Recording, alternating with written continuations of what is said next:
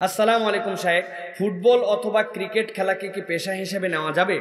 প্রিয় ভাইয়েরা, ফুটবল অথবা ক্রিকেট খেলাকে পেশা হিসেবে নেওয়ার ক্ষেত্রে ফুকাহে কেরামের মতামত হচ্ছে, কেউ যদি এটাকে পেশা হিসেবে নেন এটা হারাম হবে না, কিন্তু এটা কোনো উত্তম পেশা নয়। উত্তম পেশা নয় তার কারণ কি? আল্লাহ বলছেন এই দুনিয়াটা আমি তোমাদের জন্য লাইবা ওয়া লাহাব, এটা তোমাদের জন্য খেল তামাশা বানাইছি। এখন আপনি এমন কিছু একটাকে পেশা বানাচ্ছেন যেটার নামই খেলা। বুঝাতে পারছি ভাই? মানে দুনিয়াটা খেল তামাশার, আপনার পেশার নাম কি? খেলা। তাহলে এইটা আপনার জন্য উত্তম পেশা নয়। হ্যাঁ, হারাম নয়, নাজায়েজ নয়, বা এটা হারাম এটার কামাই আপনাকে বলে দিবে না কেউ, তবে এটা আপনার জন্য উত্তম পেশা নয়। এখান থেকে বিরত থেকে অন্য পেশা তালাশ করা ইমানদারদের জন্য দায়িত্ব। আল্লাহ আমাদেরকে বোঝার তৌফিক দান। আসসালামু আলাইকুম, সময় স্বল্পতার কারণে আমরা অফিসে নামাজের জামাত আদায় করি, তাতে কি আমাদের মসজিদে নামাজের জামাতের সওয়াব হবে কি? প্রিয় ভাইরা, এটি একটি আমাদের কঠিন জিজ্ঞাসা। আমরা চারজন বন্ধু একত্রিত হয়েছি, অতএব মনে করলাম যে আমাদের অফিসেই নামাজের ব্যবস্থাও আছে, সময় হয়ে গেছে, আমরা নামাজ আদায় করে ফেলি। না ভাই, মসজিদে নামাজের যে হক, মসজিদ যে হকদার আপনার জামাতের, আপনার অফিসে এইটার দ্বারা আদায় করার দ্বারা হয়তো ওলামায়ে কেরাম বলবেন যে আপনার ফরজ আদায় হয়ে গেছে, কিন্তু মসজিদের জামাত পড়ার যে দায়িত্ব ছিল এই দায়িত্ব আপনার আদায় হয়নি। এই দায়িত্ব আপনার আদায় হয় নাই প্রিয় ভাইরা।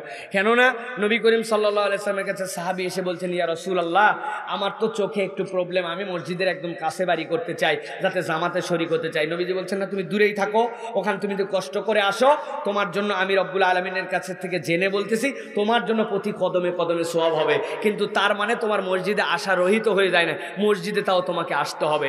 নবীজি বলছেন, আমার তো মন চায় যখন মসজিদে জামাত দাঁড়ায়, আমি মসজিদে কাউকে ইমামতিতে বাইরে যাই, যারা জামাতে আসে নাই তাদের ঘর বাড়িগুলো আগুন দিয়ে জ্বালায় দেয়। তো আপনি সাধারণ এক অফিসের ওসিলা দিয়ে ওখানে টপাটপ নামাজ পড়ে নিচ্ছেন, অথচ মসজিদের জামাত ফিক্সড, আর আপনার অফিসের সাথে রিলেটেড সর্বোচ্চ জোহর আর আসর, আপনি 10 মিনিটের জন্য জামাতের এই টাইমের সাথে অফিস মিলাতে পারতেছেন না কেন?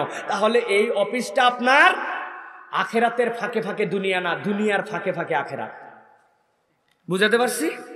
অতএব জামাত আদায় হয়ে যাবে, আপনার হক আদায় হবে, কিন্তু মসজিদের হক আদায় হবে না। আল্লাহ আমাদেরকে বোঝার তৌফিক দান করুন। বড় কঠিন ভাই, এটা বড় কঠিন হয়ে গেছে। এখন আমাদের ঘরে ঘরে জামাত হয়ে গেছে, মসজিদের হক আমরা নষ্ট করে ফেলতেছি অনেকাংশে, ঠিক কিনা ভাই? আল্লাহ আমাদেরকে বোঝার তৌফিক দান করেন।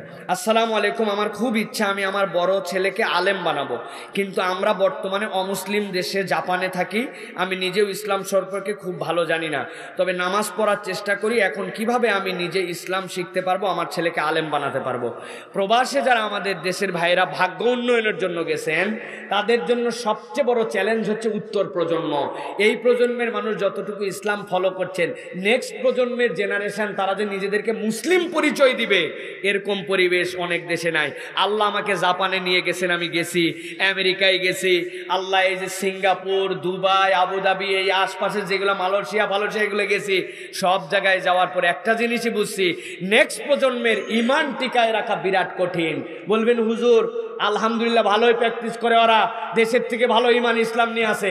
আপনি জানেন না যে ঈমান ইসলাম কোন দিক দিয়ে চলে যেতে চায়। বর্তমান বাংলাদেশে আপনারা শরীফার গল্প শোনেন না?